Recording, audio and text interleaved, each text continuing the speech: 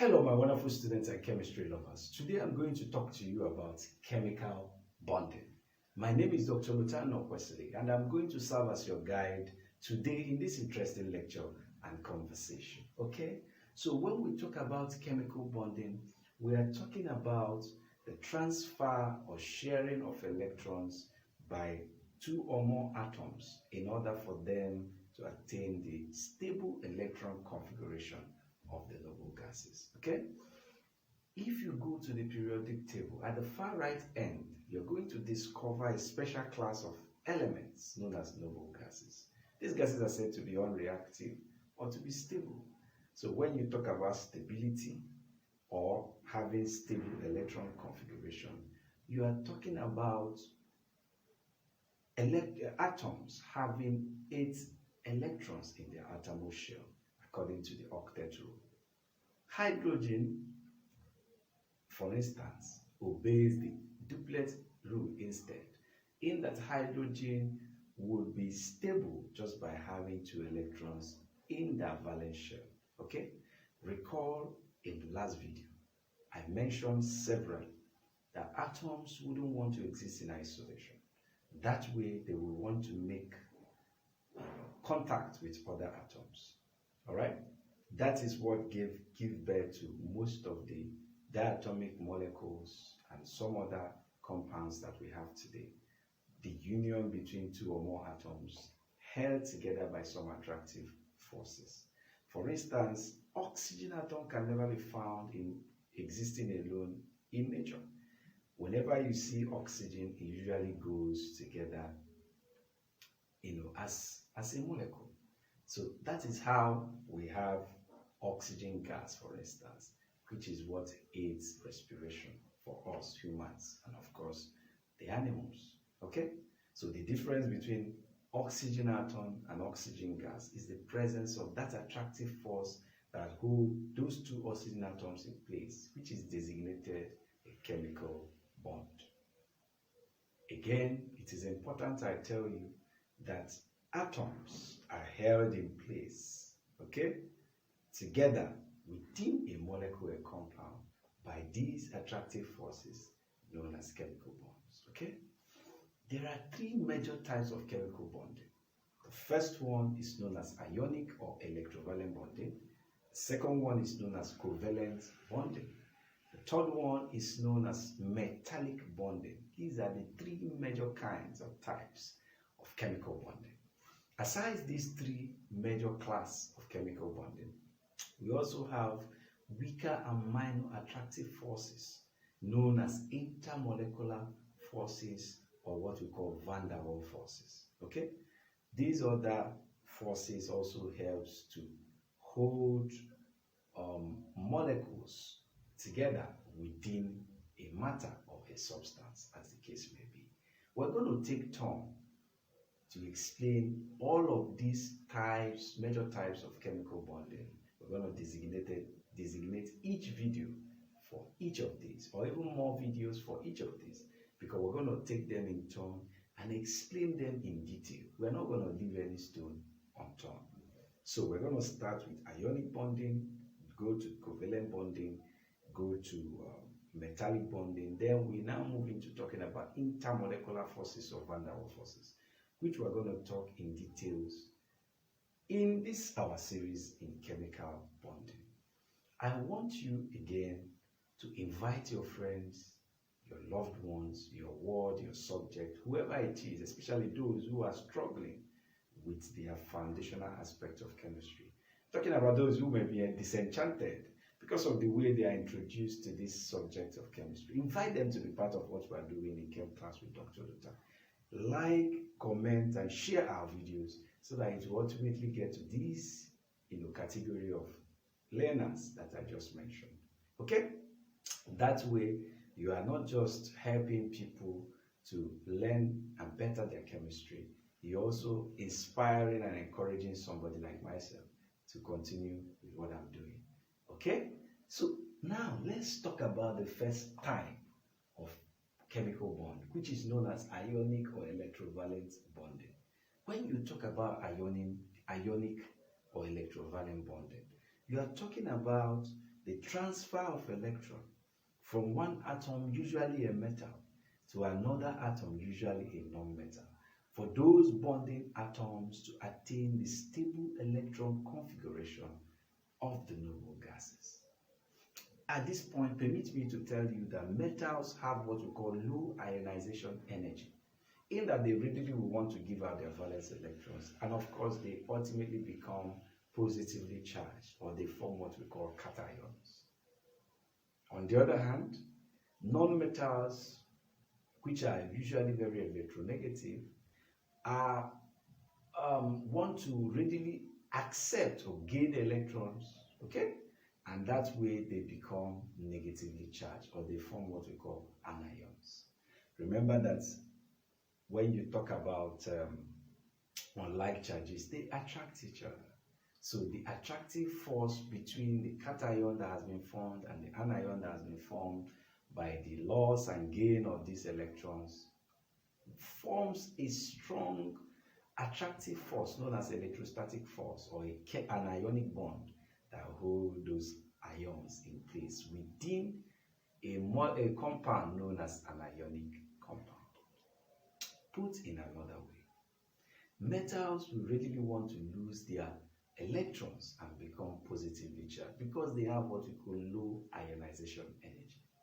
And of course, ionization energy is the amount of energy required to remove an electron from a gaseous atom in the ground state. So when metals lose this electron in their valence shell, they become positively charged, and non-metals readily gain these electrons and become negatively charged.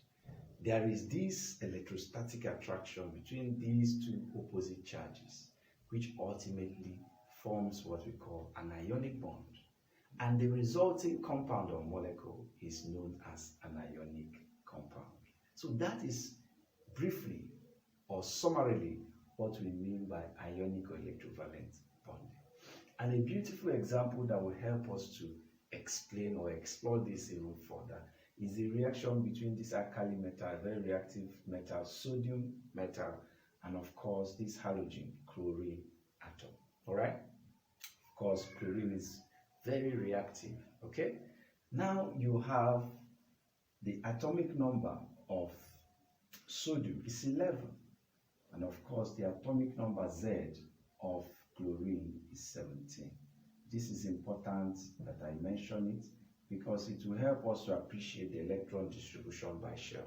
So electron distribution by shell for sodium is 281 according to K, L, and M shells. So the M shell, of course, becomes a valence shell. Using the Lewis symbol, you can see one dot here representing this electron in its outermost shell. Okay?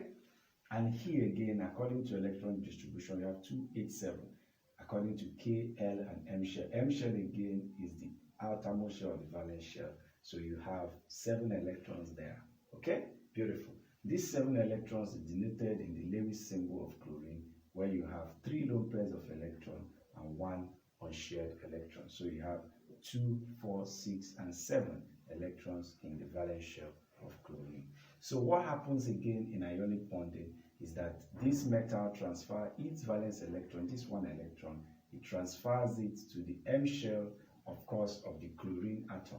And when that happens, you now, of course, since the electron is gone here, of course, it's as good as the shell has disappeared. So when it has lost its valence electron, of course, it becomes a positive ion. You have sodium ion, and of course, you now have 2 and 8. You now have 2 and 8 electrons. So again, here, this one has accepted 1 electron. You now have electron distribution as 288. Okay, and because chlorine accepted that electron, it becomes negatively charged. Of course, the force of the electrostatic attraction between this negative, this positive, and this negative, charges is what forms what we call the ionic bond. That electrostatic attraction between these opposite charges form that what we call the ionic bond, and the resulting compound or molecule is known as an ionic compound, which is sodium chloride in this case. If you look at it closely, ultimately you see that we now have in the sodium ion we have 8 electrons in the outermost shell, and in the chloride ion, we have 8 electrons as well in the outermost shell, obeying the octet rule, just like we have in the noble gas electron configuration. So that is what we have. So because this is known as a redox reaction, in that oxidation and reduction is happening at the same time, you see here that we have what we call the half reactions, which is one end showing us oxidation and the other end showing us reduction. Oxidation is the loss of electron. So here see the neutral sodium atom, of course, losing one electron and becomes positively charged. And of course, the electron that it lost was captured or gained during the reduction process of this reaction, of this redox. You see it, chlorine gains that electron that sodium gave out, and of course it turns into a chloride ion. For us to write the full equation or the full reaction, what is happening, we're going to combine everything we have on the left hand side in the both half reactions and combine everything we have on the right hand side of the both half reactions, and then we're going to ultimately cancel out whatever that you find in the both left hand side and the right hand side of the equation to now give us the full equation. So you have sodium plus chlorine plus electron, which is what you have here in the left hand side. You put the arrow, and for the right hand side you have sodium ion plus electron plus chloride ion. Then you cancel the electrons in both ends, and you have the full reaction or the full equation to be that sodium reacts with chlorine, of course, to form sodium ion, which is chemically bonded to the chloride ion. And that chemical bond is known as an ionic bond. And of course, ultimately, what we have is sodium chloride, which is an ionic compound. So here, sodium chloride and magnesium oxide are examples of ionic compound. If you watch, you discover I only gave you how sodium chloride is formed. I didn't show you how magnesium oxide is formed. That is now left for you as my learner. Go to the comment section. Using this pattern, the Lewis symbol or Lewis structures, and of course using half reactions, I want you to write for me the formation of magnesium oxide using Lewis symbols. And because it's a redox, also show me the half reaction and the full reaction involved in the formation of magnesium oxide. Write it in the comment section below. The first 5 people that will write it appropriately is going to win an airtime for their data bundle from me, Dr. Luther. Okay, so preferably use a piece of paper and write it, okay, and paste it on the comment section, or just write it on the comment section. Show me the formation of magnesium oxide using Lewis symbols, and of course half reaction and full reaction. Follow the pattern, learn to imitate your teacher, follow the pattern I use, and give me the answer. The first 5 persons will win airtime recharge or reward from me. So in conclusion, atoms, of course, will want to join up together or link up together to form molecules, such that this molecule must be more stable than the individual atoms that make them. So again, you see that sodium atom is very reactive and very unstable, just like the chlorine atom is very reactive and very unstable. So these guys have high kinetic energy. They are eager to combine. They are eager to have that union happen so that they can become stable in an ionic form, in a resulting ionic compound. Okay. So what we are trying to say is that we are starting with high energy particles, which ultimately combines to form a low energy compound because of the ionic bond.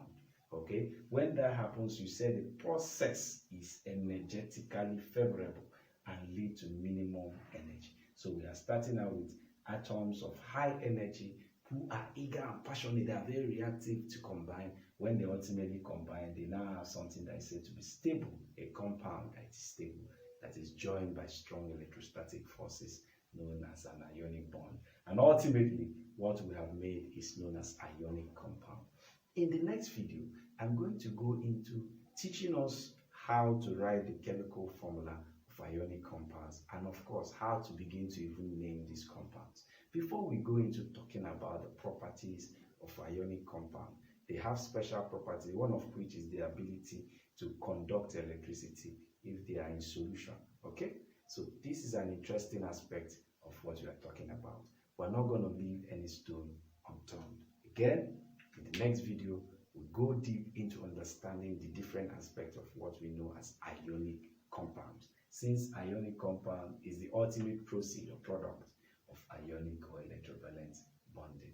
It promises to be an exciting, you know, lecture series. Stay close with us in Chem Class with Dr. Luther. Continue to like, comment, and share our videos so that it will get to all more learners all over the world who are interested in, of course, cleaning up their basic foundation in chemistry. Until the next time, stay away from trouble, stay safe, keep learning and bettering your life, and keep enjoying chemistry with us here in Chem Class with Dr. Luther. I remain your humble friend, Dr. Luther Nokwasile. Until the next time, stay safe. Bye.